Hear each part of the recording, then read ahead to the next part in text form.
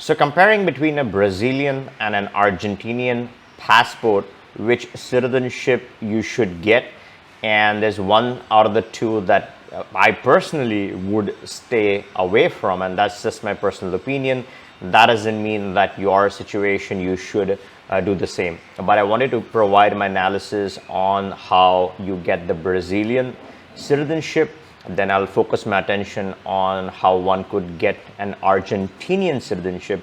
Both countries in Latin Americas, there's a lot of demand for obtaining either one of these citizenships. A lot of people from across the world, especially Hispanic or Latin speaking population, is particularly very keen on obtaining either one of these citizenships. The requirements are fairly easy. It's quite easily possible to obtain either of these nationalities, and it's a major decision because obviously you're investing some efforts in obtaining this type of passport. You want to make sure you're getting the one that best suits your needs and your lifestyle. Getting a citizenship is a major decision. It's not a joke.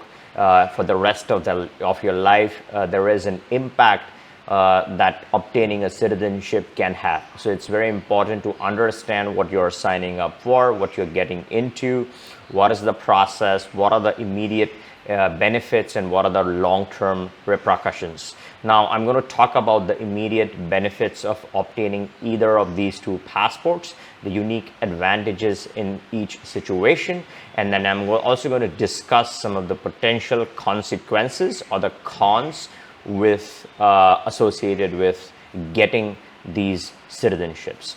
But before we get to all of that, if you're new to my channel, my name is Jay Suresh, and here we discuss real estate purchases that lead to residencies and residencies that lead to citizenship. So if you haven't subscribed, take a moment and subscribe to my channel now, so you're always up to date on any of the program changes. And during the course of this video, if you want to get started with either of these options, establish your residency in Brazil, Argentina, or any other country, click that link in the description, book a call with us. We can discuss your circumstances and check what you're looking for, and accordingly we can recommend the best possible solution in your circumstances and also get you started with the option of your choice. Now let's get started.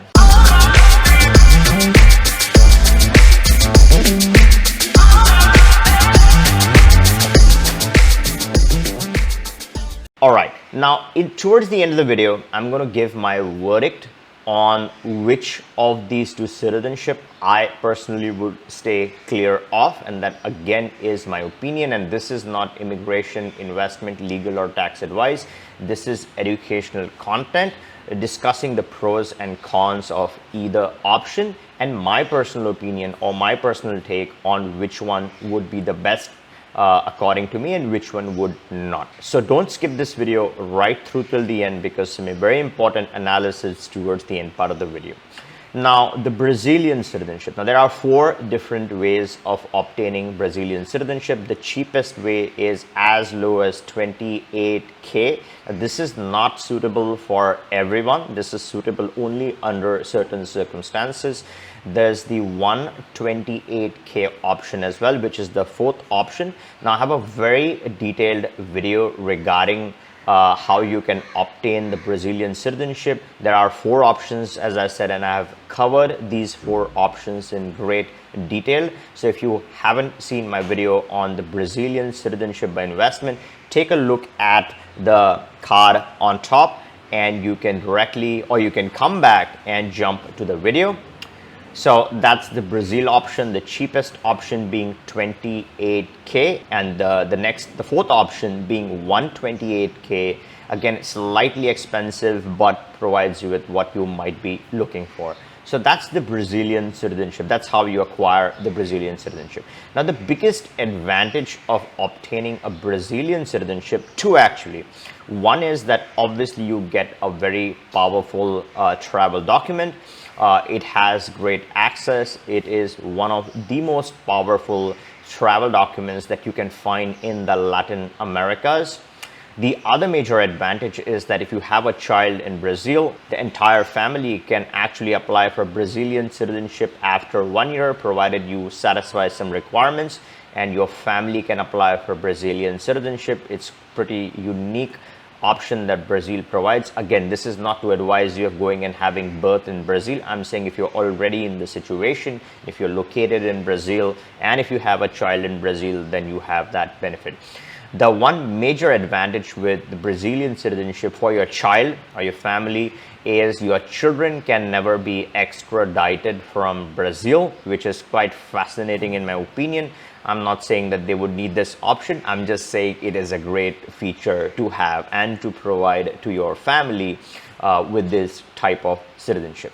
Now let's move on to the Argentinian citizenship. Great passport again, a lot of access. If you compare the Brazilian and the Argentinian passport, is hardly anything to pick and choose from as far as the access is concerned. Now, how do you get the Argentinian citizenship? The residency requirements to an Argentinian citizenship is one of the most attractive USPs that attracts a lot of people to actually go and run for this type of citizenship. It's 2 years of qualifying residency in Argentina. The source of income that one would need to provide is significantly low. Couple of $1,000s or slightly more you show in your funds, and you can apply for your Argentinian residency.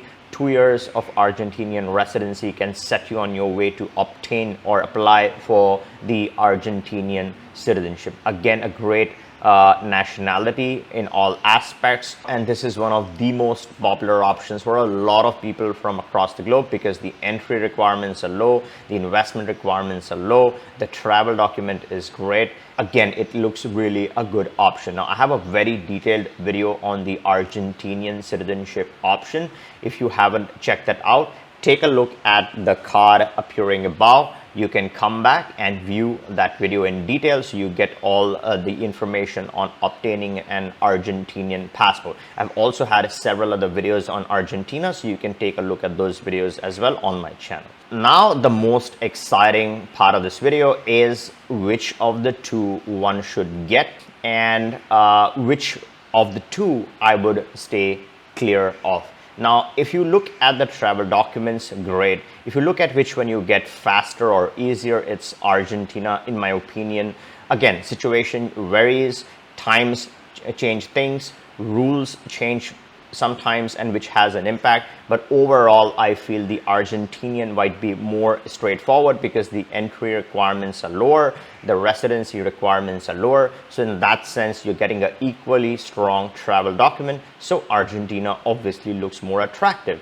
Now, the one major issue that I see with the Argentinian citizenship is that you cannot renounce this citizenship, and anything that you cannot renounce is concerning to me, because I ideally like to obtain something that I have a choice with. Now, if I like it, great. If I don't like it, then I should have the choice of disassociating with that type of citizenship. So it doesn't matter if it is a birthright or it is not a birthright, but I should always have a choice, and that's my personal opinion. So in that sense, because I cannot get rid of the Argentinian citizenship, that is somewhat of a concern for me. Now, where can this be a situation? Now, this can be a problematic, particularly if the rules change overnight, if they implement new laws. Let's say if citizenship-based taxation becomes a reality in Argentina. There have been rumored talks about this, possibly that considering this, but we never know, right? If they implement citizenship-based taxation and you don't want this passport, then you are stuck for life because you would not be able to renounce this type of citizenship. So because of this factor and anything like this that may happen, and if I don't have the option of renouncing this, let's say I run into trouble in the country, not due to my fault, let's say if something really bad happens and I want to get rid of it, then I don't have that option. So although it might be easier to obtain, the long-term ramifications should be taken into account. So there, I feel I would personally go with the Brazil because it provides me with more options to renounce if I needed to.